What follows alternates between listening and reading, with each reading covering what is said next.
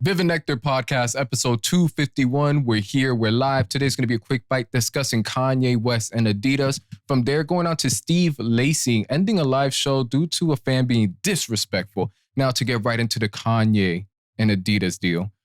Adidas officially put out a statement yesterday that they will be terminating their partnership with Kanye West. They released a whole statement, and something important to note on the last paragraph, starting off. Here's the official quote.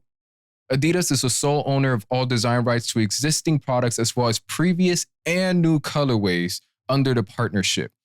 This is immense because we have one side, of course, Ye saying he's the sole owner. Then we have the corporation. We're definitely going to be seeing over the next couple weeks or months a giant legal battle between both of these entities, between the corporation and Kanye West himself. And Adidas is also prepared. Not prepared. I mean, they ain't prepared for this, but Adidas is willing to lose $250 million, maybe even more, by terminating this partnership, which I don't know about y'all. Listen, I ain't a millionaire. I ain't a billionaire yet and yet on both, but 250 M's? 250 M's? I can't even fathom losing 10 M's, even though I don't even got 10 M's. At 250? That's insane. And I think this is important to note because over the past couple weeks, we've been seeing various brands and corporations cutting their ties with Kanye West. And we have usually two sides to everything, two or three sides. We have Kanye's side, we have the corporation side, we have the things that were said that we know for sure, like, all right, that came out his mouth, that resulted in that. But where I'm getting at is this all worth it? Is speaking your mind freely worth terminating, ending a lot of these relationships that were built because you were not fully in control? For Ye, he was not fully in control in the way that he wanted. So bridges have been burned left and right. Is this all worth it in the grand scheme of things? Me, looking at the business side of everything, I don't believe so, man. I don't believe so.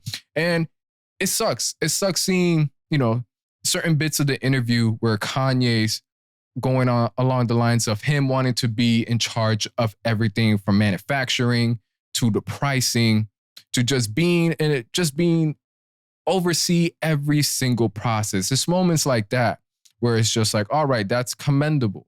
That's respect. That's to be respected to a certain extent.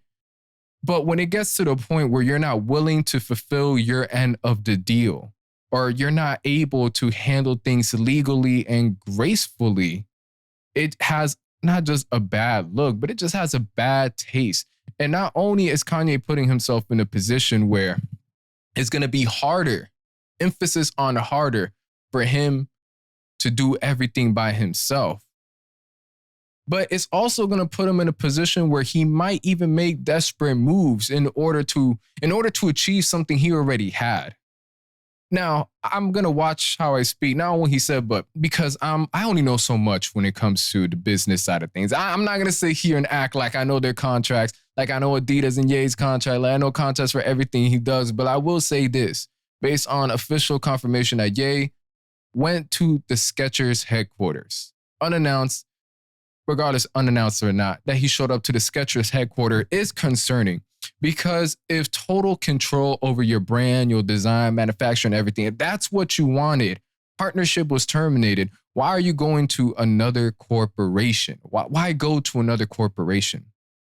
And this is unfortunate to hear because it doesn't look like this is a tactical move. Something that there was a narrative like this is all being planned for Kanye to eventually have his own freedom on everything. He's been tactically preparing all this. He wants the companies to cut ties with him.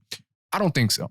Because if we're getting to the point where you're still going to corporations for help after everything that's been occurring the past couple of weeks, it seems as Ye is making a lot of emotional decisions.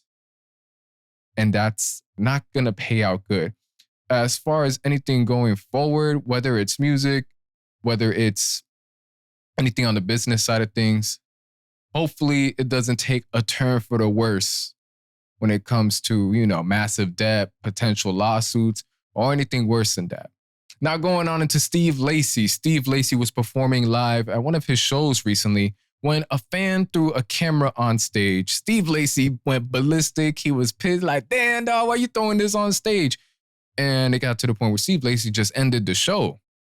Now, me personally, I don't know about y'all.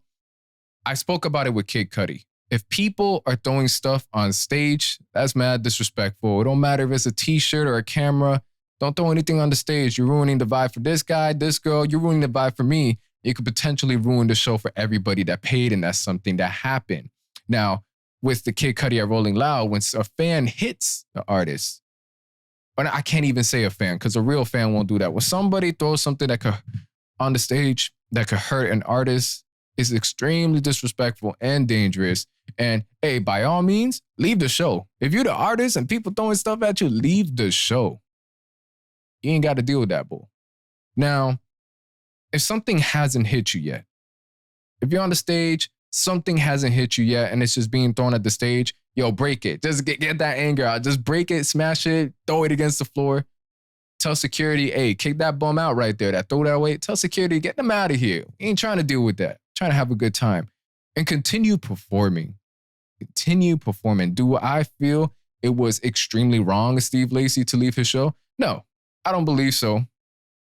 I don't believe so. I think it would have been better for him to stay. And I believe it would have been better if Steve Lacy just held on to his composure a bit. Hey, keep this throwing that camera, kick the guy out, and continue performing. But those are my thoughts on the situation. Because anytime there's a big artist that flakes, shows up late, or even leaves a concert early, I can understand why people get pissed, especially spending your bread on there. I remember, we're going to go on a side tangent here. All the way in 2016, St. Pablo tour in Tampa. I remember we were waiting there. We was hyped. There wasn't even any opening. From what I remember, nobody was opening for Ye on the St. Pablo tour. So we were just all there waiting on the floor, waiting for a good minute, and he was late. And me, y'all know, when it comes to Ye's music, when it comes to concerts, I'm hyped. I got the patience. But there's something about when an artist is late to their own show, just gets your blood boiling to a certain extent. Like, damn, I paid money out here, and you're not even willing to show up on time? So I could understand the frustration. Maybe not all the way. I haven't had an artist do this to me and leave completely, but I can understand the frustration when artists leave me like, man, regardless of what happened, he should have stayed. So with that, that's my thoughts on the Kanye West Adidas situation and Steve Lacy ending one of his shows prematurely. Again, this episode is going to be a quick bite. I got y'all with another one. More music reviews are going to be on the next episode. Thank you for everybody who's been tuning in. If you're watching this on YouTube, click the like button. Subscribe. If you're listening to this on streaming platforms, I appreciate it. Share it, your social medias, and we'll be back at it. Catch y'all later.